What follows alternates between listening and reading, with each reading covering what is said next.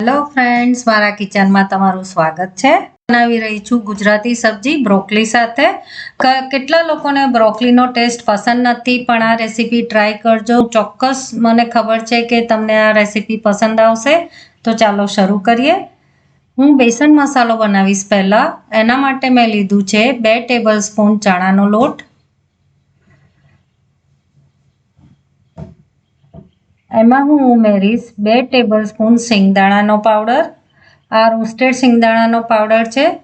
સિંગદાણાનો powder તમે તમારી હિસાબથી ક્વોન્ટિટી એડજસ્ટ કરી શકો છો. 1 ટીસ્પૂન લાલ મરચું, 1 ટીસ્પૂન ધાણા જીરું પાવડર, 1/4 ટીસ્પૂન હળદર, અડધી ટીસ્પૂન કસૂરી મેથી. કસૂરી મેથીથી સબ્જીને બહુ જ સરસ ફ્લેવર મળશે. મીઠું સ્વાદ પ્રમાણે. તો બધાને સારી રીતે મિક્સ કરી લો. હવે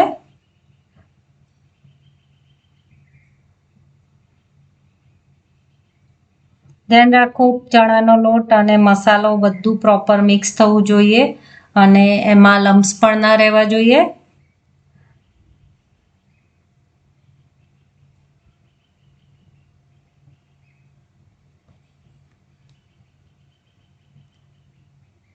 તો બધું સારી રીતે મિક્સ થઈ ગયું છે. હવે હું એને સાઈડ પર મૂકી દઈશ. હવે હું બ્રોકલી લઈશ અને એને કાપી લઈશ. હું બ્રોકલીને નાના નાના પીસીસમાં કાપી રહી છું.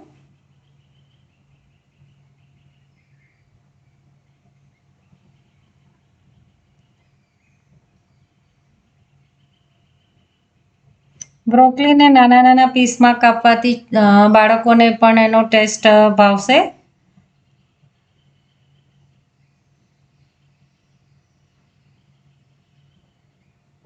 તો મારી બ્રોકલી તૈયાર છે અને મારો મસાલો પણ તૈયાર છે. તો ચાલો સબ્જી બનાવીએ.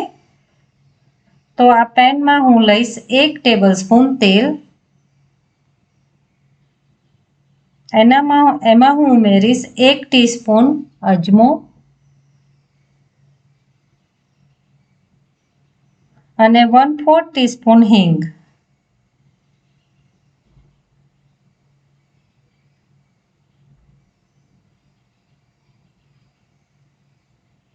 હવે હું એમાં ઉમેરીશ બ્રોકલીના પીસીસ.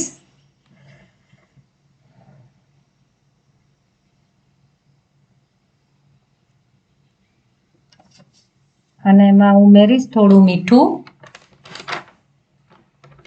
અને થોડી હળદર અને થોડું પાણી. હવે બધાને સારી રીતે મિક્સ કરી લઈશ.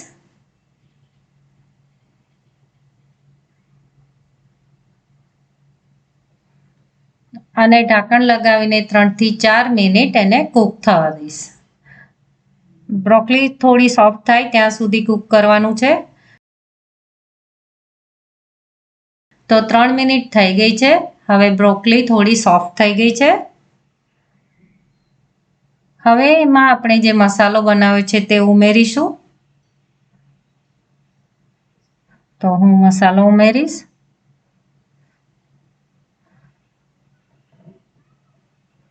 મસાલો ઉમેર્યા પછી હું એમાં તેલ ઉમેરીશ. આ ઓલમોસ્ટ 1 ટેબલસ્પૂન તેલ છે. તેલ ઉમેરવાનું કારણ એ છે કે ચણાનો લોટ ઉમેર્યા પછી સબ્જી ડ્રાય થઈ જશે, તો એને સોફ્ટ કરવા માટે તેલ ઉમેરવાનું છે. તો બધાને સારી રીતે મિક્સ કરી લો.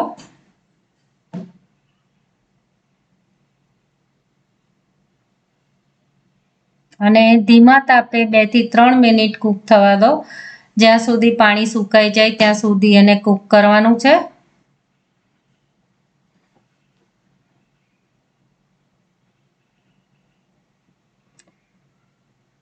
તો સબ્જી ઓલમોસ્ટ કૂક થઈ ગઈ છે. હવે મેં ઉમેરીશ 1 ટીસ્પૂન ખાંડ. ખાંડ ટોટલી ઓપ્શનલ છે, પણ મને સબ્જી થોડી ગળી પસંદ છે અને તમને ખબર છે કે આ ગુજરાતી સ્ટાઇલ સબ્જી છે, તો ગુજરાતી સબ્જીમાં ખાંડ તો હોય જ. તો આ ઓપ્શનલ છે. જો તમને ના ગમે તો તમે અવોઇડ કરી શકો છો. તો અને બધાને મિક્સ કરી લો. અને ખાંડ ઉમેર્યા બાદ 1 મિનિટ સુધી એને કૂક થવા દો. તો મારી સબ્જી તૈયાર છે. હવે હું એને બોલમાં લઈ લઈશ. તો મારી બ્રોકલી સબ્જી તૈયાર છે. તમે એને પરાઠા કે રાઈસ સાથે એન્જોય કરી શકો છો. તો આ સબ્જી તમે પણ ટ્રાય કરો અને મને તમારો એક્સપિરિયન્સ શેર કરો. હું મળીશ આગલી રેસીપી સાથે. ત્યાં સુધી હેપી કુકિંગ.